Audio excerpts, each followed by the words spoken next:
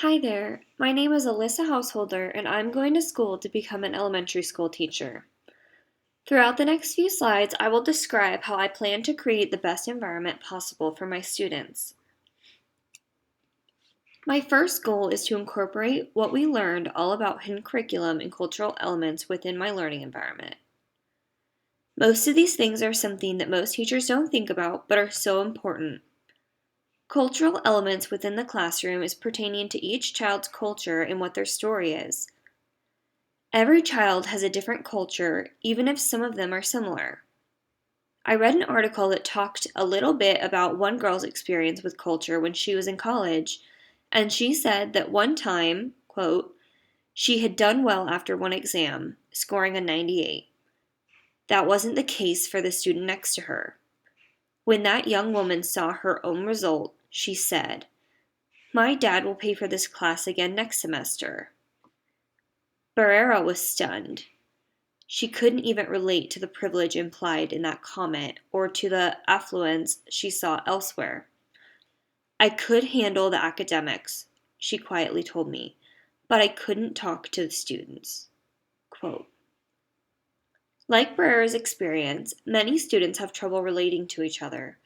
It is very common for classrooms to have some students who are way below the poverty line or even in foster care, and to have some that come from upper or middle class families. The children that are categorized in both of these classes are very different. They worry about different things, talk about different things, and it's sometimes hard for them to relate to each other.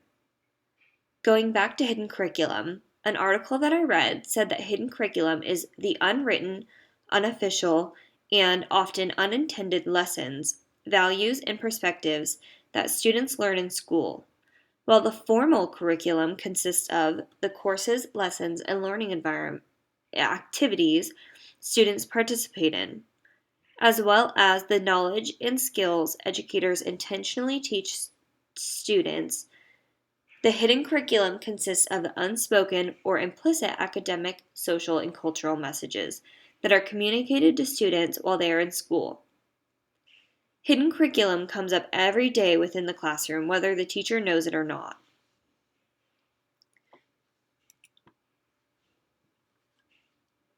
The next slide I'm going to talk about is the learning environment. When it comes to space and place within my classroom, learning environment is extremely important to my students' success in the classroom. I plan to create a warm and welcoming environment where everyone feels safe. I also want to create an exciting and interesting environment where my students can learn. One of the articles that I read about the way that classrooms at their school were set up, and they said that their classrooms are L-shaped, each with a workroom area where long-term projects can unfold. Expansive windows flood classrooms with natural light and frame views of Crow Island woods, an outdoor learning lab that inspires inquiry and wonder. Every class has a door to its own exterior courtyard, taking learning beyond the school walls. Everything's kid-sized, with tools for learning and creating within easy reach. This is what I want my dream classroom to look like. I would want everything to be centered towards the children in an ideal space for them.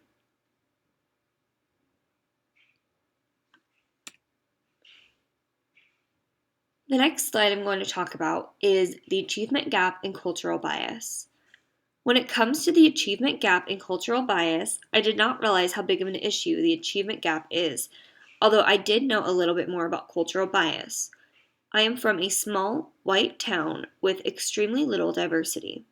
One thing that I thought was really interesting that I learned from the lesson materials was that one article said that the negative achievement effects of such classes fall disproportionately on minority students, since, as noted above, African American, and Hispanic students are overrepresented in low track classes and underrepresented in high track classes, even after controlling for prior measured achievement. This article basically shows the achievement gap in action. It blows my mind that this is still an issue today, but it is something that we need to acknowledge and try to fix.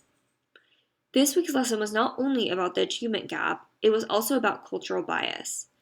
One article that I read talked about how cultural bias is different from racism in that it targets cultural differences rather than anthropological characteristics like skin color. Bias occurs when people of one culture presume that their social conventions are universal. Segregation is so much more than just skin color, and the fact that cultural bias is still an issue today is not okay. This is something that students should not be going through, and we need to be educating all students and staff about what cultural bias is and why it's important to know better and educate others. The next slide that I'm going to talk about is culture as a disability.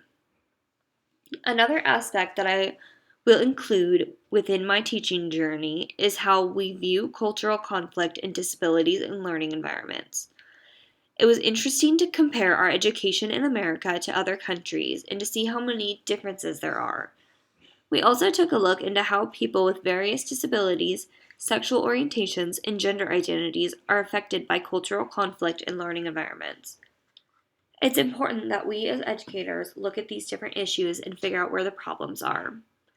After reading an article about the United States education system versus China's education system, it opened my eyes to how many different approaches there are. This particular article said that from very early ages, we see struggle as an indicator that you're just not very smart. It's a sign of low ability. People who are smart don't struggle. They just naturally get it. It's our folk theory, whereas in Asian cultures, they tend to see struggle more as an opportunity.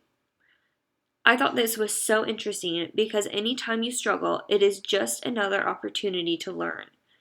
It is so true that here in the United States, we assume that if you don't understand something the first time it is taught to you, that you are just not very smart. Yet, when you look at the majority of successful people and see what it took for them to become successful, you will see how many times they had to fail and be dumb to learn a different way to get where they are at.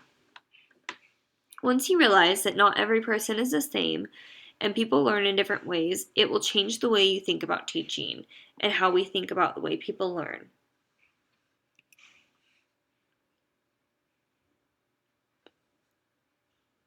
The next slide I will talk about is pop culture and core rituals. Pop culture and core rituals are something that directly affect teaching.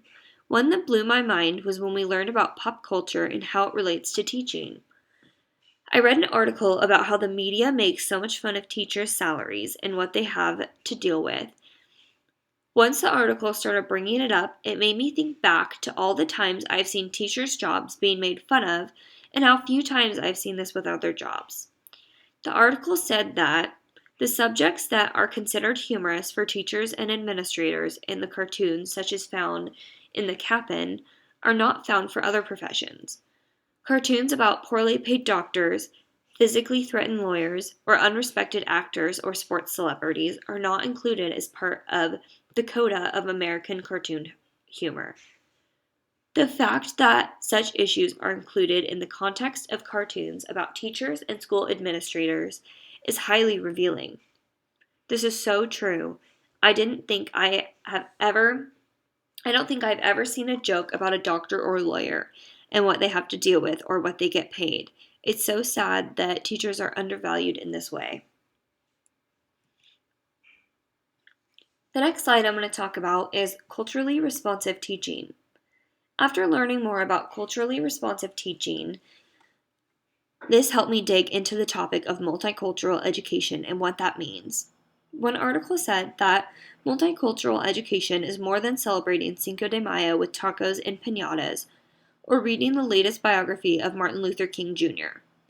It is an educational movement built on American values such as freedom, justice, opportunity, and equality. It is a set of strategies aimed to address the diverse challenges experienced by rapidly changing U.S. demographics. I think that this is something that we need to recognize and focus on making sure that we're doing a good job with. I think that a lot of teachers have good intentions when they celebrate things like Cinco de Mayo with tacos and piñatas, but I think it's crucial to teach students about why Cinco de Mayo is even something to be celebrated.